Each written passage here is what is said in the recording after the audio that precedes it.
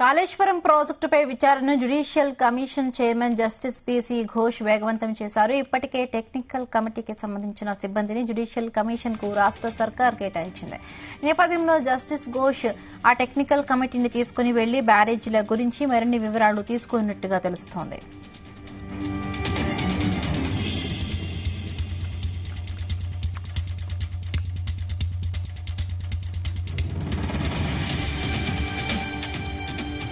శుక్రవారం కడెం ప్రాజెక్టు వద్దకు వెళ్లి ఆ డ్యాము భద్రతపై ఆరా తీయనున్నట్టుగా సమాచారం. అనంతరం మేడిగడ్డ, అన్నారం, సుందిళ్ల బ్యారేజీలను సందర్శించనున్నారు. కాగా జస్టిస్ ఘోష్ ఇప్పటికే 2 సార్లు రాష్ట్రానికి వచ్చి అధికారులతో సమావేశమయ్యారు. మాజీ ఈఎన్సీ వెంకటేశ్వరరావును విచారించారు.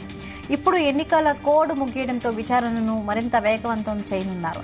మరొకవైపు జస్టిస్ ఘోష్ విచారణ కోసం వస్తూ ఉండడంతో అందుకు సంబంధించిన ఏర్పాట్లపై ఇరిగేషన్ శాఖ అధికారులతో మంత్రి ఉత్తమ్ కుమార్ రెడ్డి రివ్యూ చేశారు. ఆయనకు కావాల్సిన సమాచారం అందజేయడంతో పాటు తీసుకోవాల్సిన చర్యలపై ఆదేశాలు ఇచ్చినట్లుగా సమాచారం.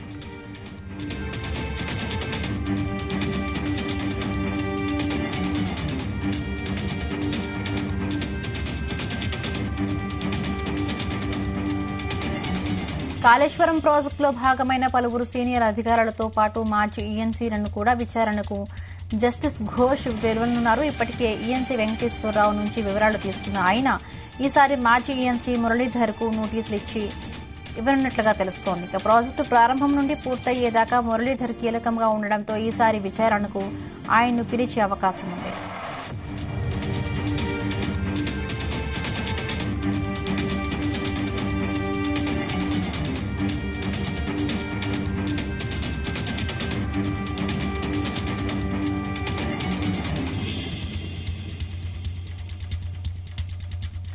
పబ్లిక్ నుండి ఫిర్యాదులను తీసుకునేందుకు జ్యుడిషియల్ కమిషన్ ఆఫీసులో సజెషన్ బాక్సులు ఏర్పాటు చేశారు. జస్టిస్ ఘోష్ వచ్చాక ఆ బాక్సులను ఓపెన్ చేసి ఫిర్యాదు చేసిన వారిని పిలిపించి వివరాలు తీసుకుంటారనే సమాచారం.